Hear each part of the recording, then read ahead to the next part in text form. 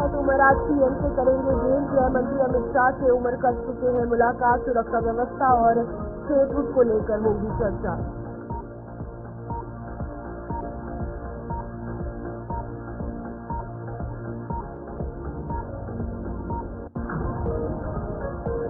आतंकी हमले के बाद त्राल में सुरक्षा बलों ने की घेराबंदी। सुरक्षा बलों ने त्राल में चलाया बड़े पैमाने पर तलाशी अभियान। त्राल इलाके का चप्पा चप्पा खंगाल रहे सुरक्षा बल के जवान।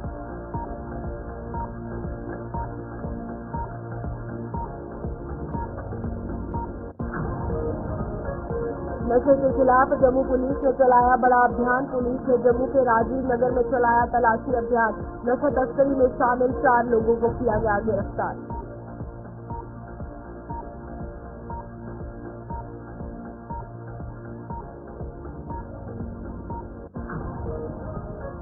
आईबी के 2 किलोमीटर दायरे में पटाखों की बिक्री पर लगी रोक। पटाखों की बिक्री पर रोक के डीसी सामा ने जारी किए आदेश। प्रशासन के आदेश का उल्लंघन करने पर होगी कड़ी कार्रवाई।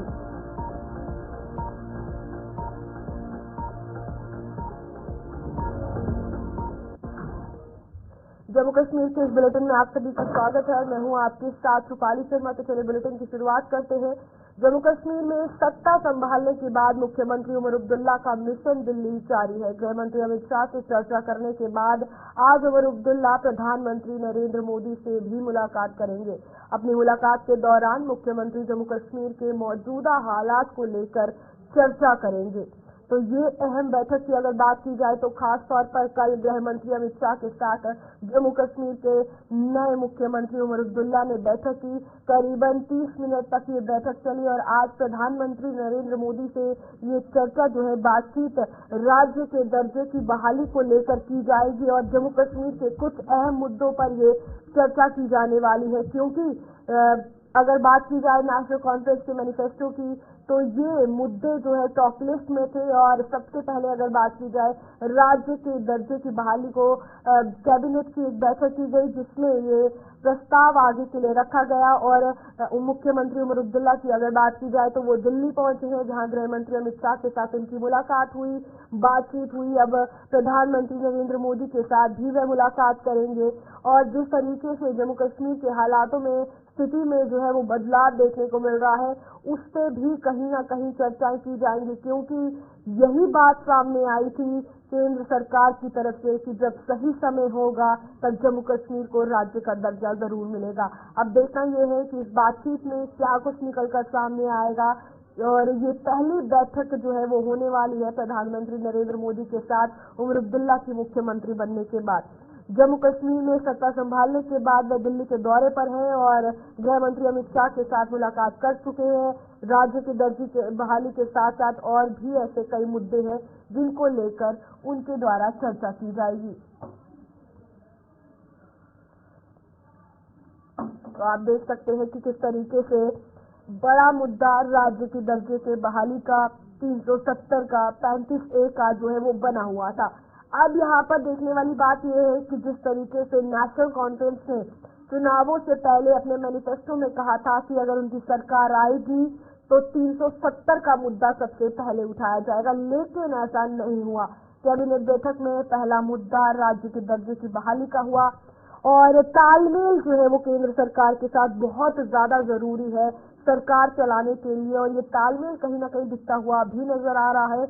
उमर अब्दुल्ला की अगर बात की जाए उनके सुर भी बदले जब सरकार जो है इनकी बनी।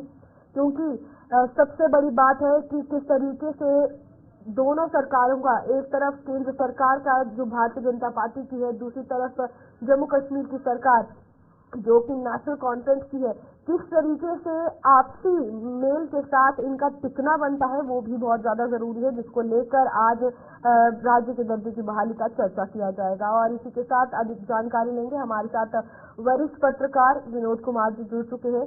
विनोद जी बताइएगा क्या कुछ लगता है किस मुद्दे को लेकर आज चर्चा की जाएगी, क्योंकि राज्य के दर्जे की बहाली का मुद्दा काफी देर से बना हुआ था और ये कहा गया था कि अगर सरकार आती है तो जम्मू कश्मीर को राज्य का दर्जा दिलाया जाएगा।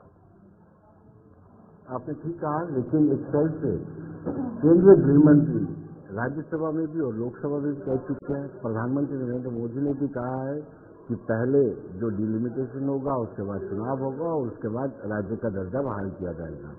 और मुझे लगता है कि इन्हीं मुद्दों पर चर्चा की जाएगी और इसको हम कच्ची काल भी कहते हैं, क्योंकि जम्मू कश्मीर की मजबूरी रही है, जम्मू कश्मीर स्टेट हो या फिर यूपी हो, वो आर्थिक तौर पर केंद्र सरकार पर निर्भर रहती है। और स्वाभाविक सी बात है, जब आप केंद्र पर निर्भर हैं तो आपके जो आपके मीटअप्स, खर्चे मीटअप्स करने हैं वो भी केंद्र नहीं करने। जैसे मैं बार बार कहता हूँ कि हमारी सैलरी कंपोनेंट और जो दूसरे पेंशन कंपोनेंट है वो भी केंद्र से आते हैं। ये कच्ची काल भी है और दूसरी ओर जम्मू कश्मीर की आवाम को दिखाना भी है कि हमने अपनी कैबिनेट में पहले ही पारित कर दिया कि हमें स्टेटहुड का दर्जा बहाल करना चाहिए।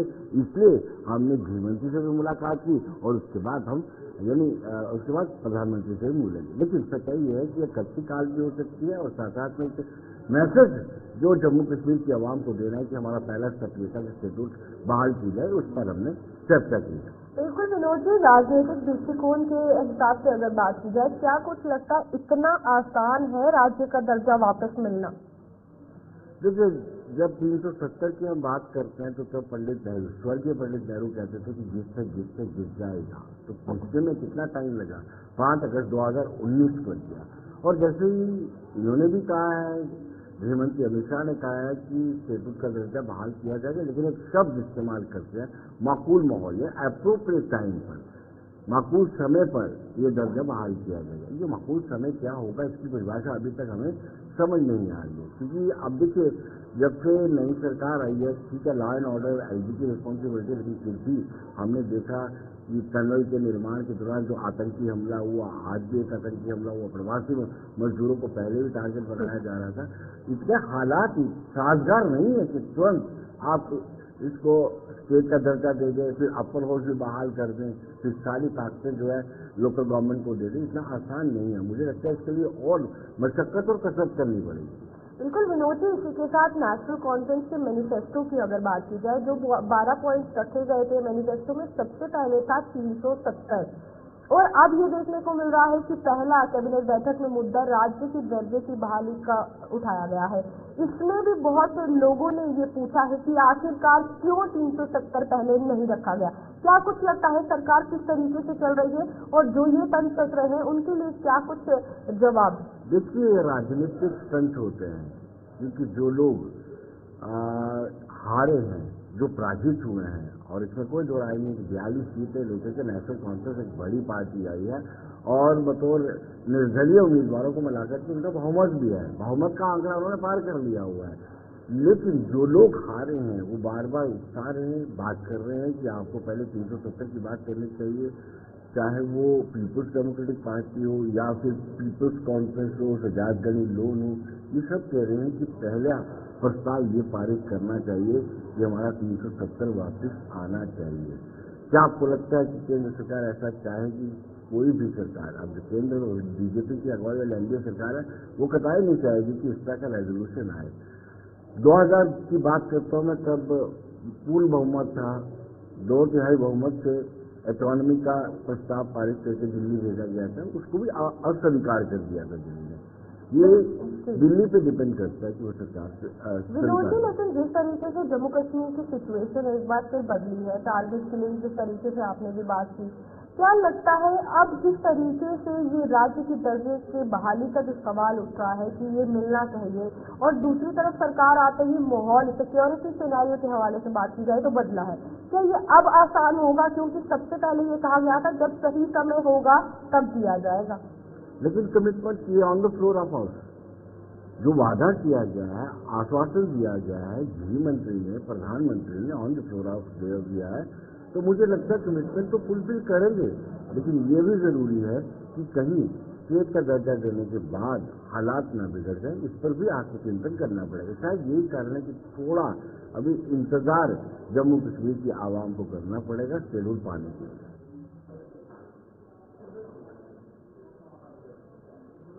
इस वक्त अगर बात की जाए तो फिलहाल मुख्यमंत्री उमर अब्दुल्ला जो है प्रधानमंत्री नरेंद्र मोदी से मुलाकात करेंगे।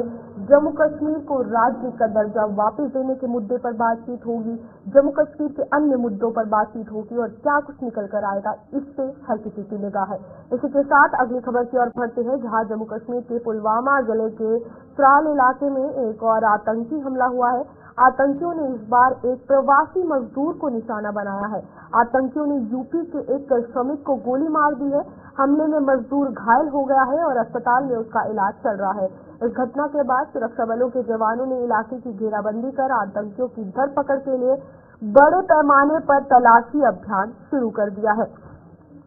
तो आपको बता दें, सुबह सवेरे ही ये खबर निकलकर सामने आई, जहां पर त्राल की अगर बात की जाती है तो वहां पर कहा जा रहा है कि ये आतंकी हमला एक फिर से प्रवासी मजदूर पर किया गया है, जिसकी तस्वीर आपकी टीवी स्क्रीन पर है। आपको बता दें, इसका नाम जो है शुभम बताया जा रहा है, जिसकी उम्र महज 19 वर्ष है और उसके बाद इसे जो है अस्पताल पहुंचाया गया और अस्पताल पहुंचाने के बाद इमीडिएटली जो है इसका ट्रीटमेंट हुआ और सर्च ऑपरेशन जो है सुरक्षा बलों द्वारा चलाया गया। चलिए, हमारे साथ त्राल से कौशल जुड़ चुके हैं। कौशल, बताइएगा, जिस तरीके से कुछ दिन पहले गांदरबल का हमला, अब फिर से इस प्रवासी मजदूर पर हमला किया गया है। हालांकि आतंकी हमला है या नहीं है ये बात भी सामने आ रही है। क्या कुछ लगता है सिक्योरिटी सिनेरियो कितना बदला है नई सरकार आने के बाद? जी बिल्कुल रुपाली, सबसे पहले मैं आपको बताना चाहूंगा कि आज सुबह सवेरे जो बड़गुंड त्राल में यहाँ पे नामी बरदारों ने एक फौजू शुभम नामी शख्स से गोलियां चलाई, जिससे उसके हाथ से गोली लगी और वो गया। उसके बाद सिक्योरिटी फोर्सेज से पूरे इलाके को मार्शल में ले लिया गया और हमलावरों की तलाश 2-3 घंटे जारी रही। तो आपको बता दूं कि शुभम को बार वक्त कार्रवाई करके पुलिस ने जो बार वक्त कार्रवाई की, उसको हॉस्पिटल लिया गया। वहां से उसको बोनेट जॉइंट हॉस्पिटल रेफर किया गया, जहां पे उसकी हालत स्टेबल बताई जा रही है।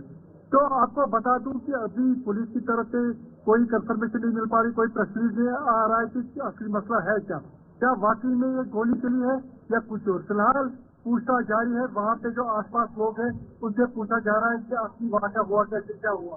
लेकिन जो कराया है, हमें ये खबर मालूम हो रही है कि ये जो शुभम नामी ये लड़का है, ये बड़गुंड त्राल में नाई का काम कर रहा था और वहीं पे इसने डेरा भी लिया था। तो वहाँ पे सुबह सवेरे ये घर से निकला था किसी काम के लिए, तो वहाँ पे गोली चली है, जिसमें एक गोली इसके हाथों पे लगी है।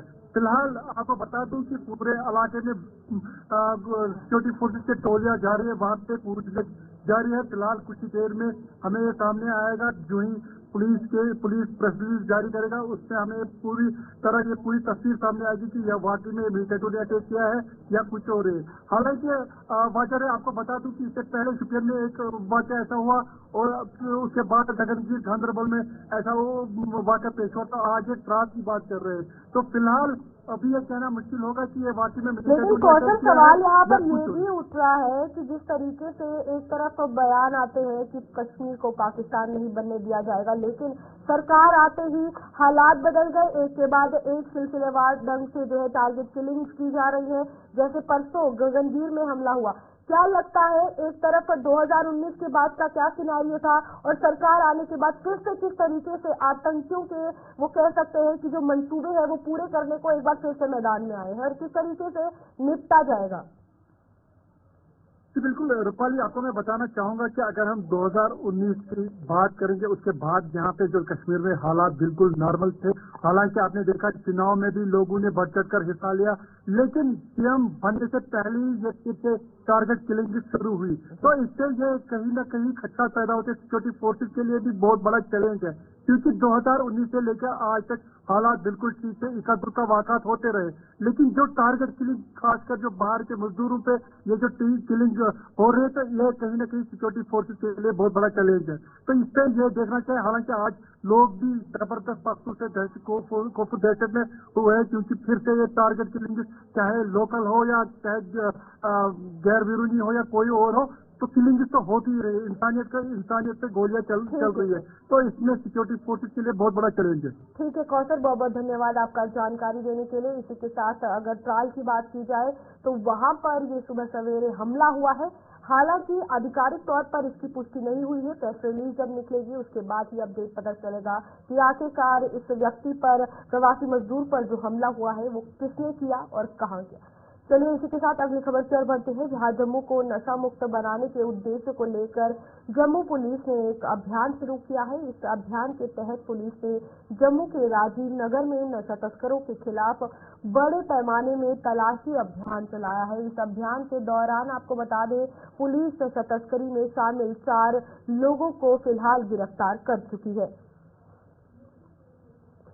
और आप देख सकते हैं अपने सामने तस्वीरों में कि किस तरीके से राजीव नगर में पुलिस ने बड़े पैमाने पर छापेमारी की, क्योंकि नशा तस्करों की कमर तोड़ने के लिए जम्मू कश्मीर पुलिस जो है पूरे तरीके से प्रयास कर रही है और 4 लोगों को उसने गिरफ्तार किया है।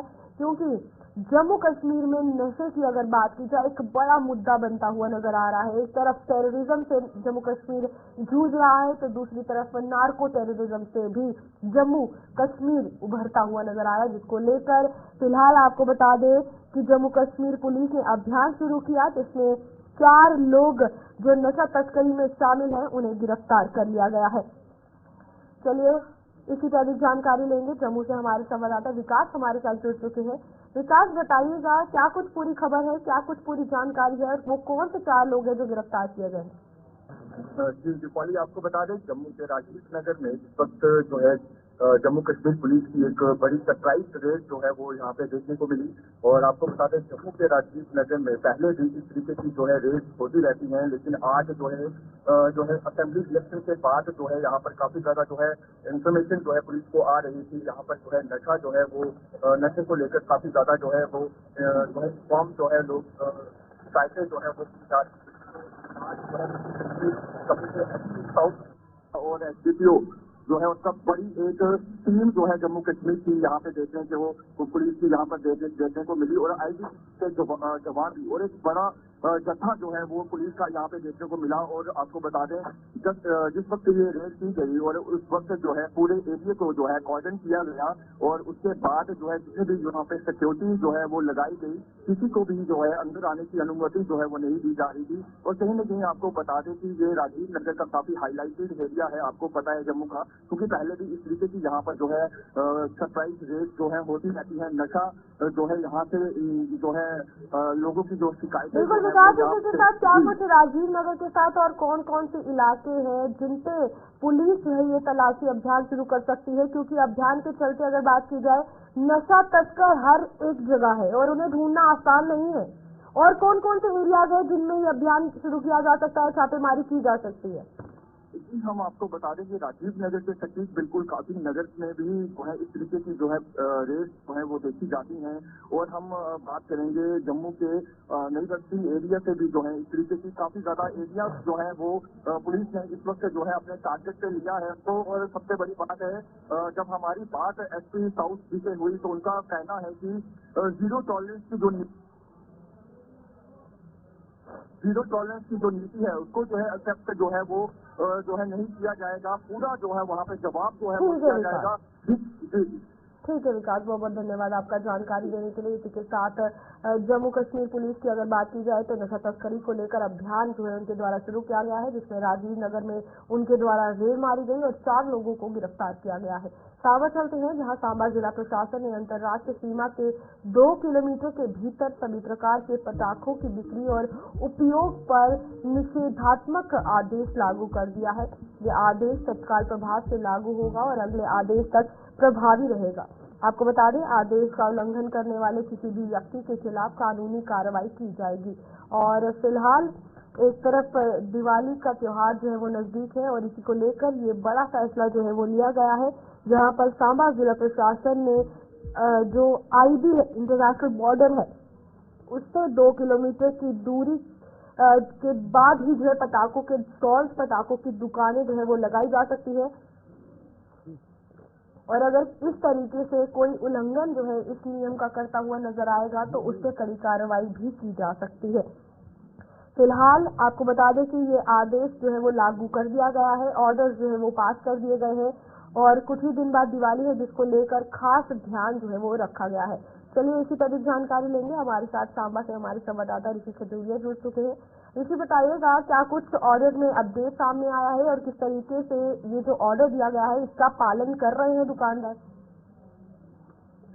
देखिए, बिल्कुल मैं आपको बता दूं कि जिला प्रशासन सांबा की तरफ से एक इम्पोर्टेंट ऑर्डर जो वो जारी किया गया है, जिसमें डीसी सांबा राजेश शर्मा जी ने अपने पावर्स का इस्तेमाल करते हुए ये चीजें मेंशन की है कि जो इंटरनेशनल बॉर्डर का इलाका है, सांबा जिला का जितना भी इंटरनेशनल बॉर्डर का इलाका है, उसके 2 किलोमीटर का जो रेडियस है उसमें आप ना तो फायर क्रैकर्स के स्टॉल लगा सकते हैं, यानी ना ही आप सेल कर सकते हैं और ना ही आप यहाँ पर फायर क्रैकर्स का इस्तेमाल कर सकते हैं, क्योंकि इससे एक कंफ्यूजन क्रिएट हो जाता है। यहाँ पर इंटरनेशनल बॉर्डर पर जब बीएसएफ के एंड पर बात करें या फिर लोगों के एंड पर बात करें तो एक पैनिक सा बन जाता है कि कहीं क्रॉस फायरिंग तो शुरू नहीं हो गई है। ये कंफ्यूजन बनता है, जिसको लेकर तमाम इस तरह की जो चीजें इसको लेकर पूरी तरह से पूर्ण विराम लगाया जाए। इसी को लेकर ये ऑर्डर जो है वो डीसी सांबा राजेश शर्मा जी ने जारी किया है। अंडर सेक्शन 163 BNSS के तहत ये ऑर्डर जारी किया गया है और इसमें ये कहा गया है कि 2 महीने तक ये ऑर्डर इम्प्लीमेंट रहेगा, यानी इन बिटवीन आप इंटरनेशनल बॉर्डर से यानी 0 लाइन से 2 किलोमीटर जब आप पीछे आएंगे तो इस दायरे में आप ना ही फायर क्रैकर्स की सेल कर सकते हैं और ना ही फायर क्रैकर्स का आप इस्तेमाल कर सकते हैं, क्योंकि वेडिंग सीजन भी चल रहा है और वेडिंग सीजन में आपने अक्सर देखा कि भारी मात्रा में यहाँ पर बम पटाखे जो वो चलाए जाते हैं, लोग सेलिब्रेट करते हैं, लेकिन लोगों के अंदर एक डर बनता है और एक पैनिक क्रिएट हो जाता है, सिक्योरिटी फोर्स के अंदर एक कंफ्यूजन क्रिएट हो जाता है। उसी कंफ्यूजन को दूर करने के लिए ये ऑर्डर जो है ये प्रोहिबिटरी ऑर्डर जारी किया गया है, रिस्ट्रिक्शन जो वो जारी कर दी गई है कि कंप्लीट बैन लगाया गया है फायर क्रैकर्स के इस्तेमाल और सेल के ऊपर इंटरनेशनल बॉर्डर के 2 किलोमीटर के दायरे। ठीक है ऋषि, बहुत बहुत धन्यवाद आपका जानकारी देने के लिए। इसी के साथ सांबा से हमारे संवाददाता ऋषि खजूरिया जुड़े हुए थे, जहां पर आपको बता दें डीसी सांबा ने ये आदेश जारी कर दिए हैं कि इंटरनेशनल बॉर्डर से 2 किलोमीटर की दूरी पर ही पटाखों की दुकानें जो है वो लगाई जाएंगी, स्टॉल जो है वो लगाए जाएंगे और अगर इस चीज का उल्लंघन कोई करता है तो उस पर कड़ी कार्रवाई की जाएगी। इसी के साथ कठुआ की ओर बढ़ते हैं, जहां पर जिला कठुआ में हीरानगर नाले पर बन रहा पुल स्थानीय लोगों के लिए जी का जंजाल बन गया है। 6 मार्च 2019 में केंद्रीय राज्य मंत्री डॉक्टर जितेंद्र सिंह ने इस डबल लेन पुल का निर्माण कार्य का शुभारंभ किया था, लेकिन 5 साल बीत जाने के बाद भी इस पुल का निर्माण कार्य पूरा नहीं हुआ है, जिससे करीब 3 दर्जन गांव के लोगों को परेशानियों का सामना करना पड़ रहा है। तो आप देख सकते हैं हीरानगर में नाले पर ये जो पुल बन रहा है ये लोगों के लिए जी का जंजाल बनता हुआ नजर आ रहा है, क्योंकि लंबे समय से इस डबल लेन पुल का जो निर्माण कार्य है वो शुरू किया है, लेकिन अभी तक अगर बात की जाए तो इसे पूरा नहीं किया गया है। अब सवाल ये भी है कि इतना लंबे समय 2019 से 2024 होने को आया है और अभी तक इस पुल का निर्माण नहीं हो पाया है। आखिरकार क्यों? क्योंकि लोगों के लिए परेशानी का सबब ये पुल बनता हुआ नजर आ रहा है। आए दिन लोगों को परेशानियों का सामना करना पड़ रहा है इस पुल के कारण, और फिर भी ये देखने को मिल रहा है कि कछुए की चाल से इस पुल के निर्माण कार्य का काम जो है वो चल रहा है। आप देख सकते हैं तस्वीरों में किस तरीके से 2019 से इस पुल का निर्माण कार्य जो है वो चल रहा था। 5 साल पूरे हो चुके हैं, अभी तक पुल का निर्माण नहीं हुआ है। गांव के लोग प्रभावित हो रहे हैं, जो आसपास के लोगों के मकान हैं वो लोग भी प्रभावित हो रहे हैं, परेशानियों का सामना उन्हें भी करना पड़ रहा है। और सवाल यही है कि आखिरकार पुल क्यों नहीं बन पाया। रंजीत हमारे साथ जुड़ चुके हैं फोन लाइन पर। रंजीत, बताइएगा 5 साल का लंबा समय है और ये पुल अभी तक नहीं बन पाया है, कमी कहाँ पर आ रही है? पर मैं बताऊं, जो पुल है पुल है जो हेडक्वार्टर है उसका एक पुल है जो नेशनल फोर्ट से जाता है, जो रोड है 2 मीटर वहाँ पर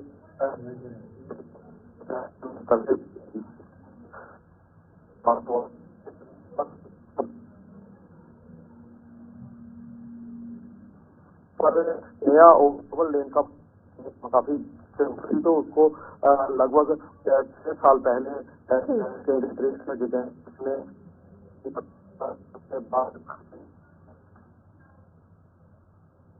तो बिल्कुल आपने सुना कि किस तरीके से कठुआ में ये जो पुल बन रहा है लोगों के लिए जी का जंजाल बना हुआ है। इस पर 5 साल हो चुके हैं काम चले हुए, लेकिन अभी तक इसका निर्माण नहीं हो पाया है। फिलहाल जम्मू कश्मीर के इस बुलेटिन में इतना ही। खबरों का सिलसिला जारी रहेगा। नमस्कार।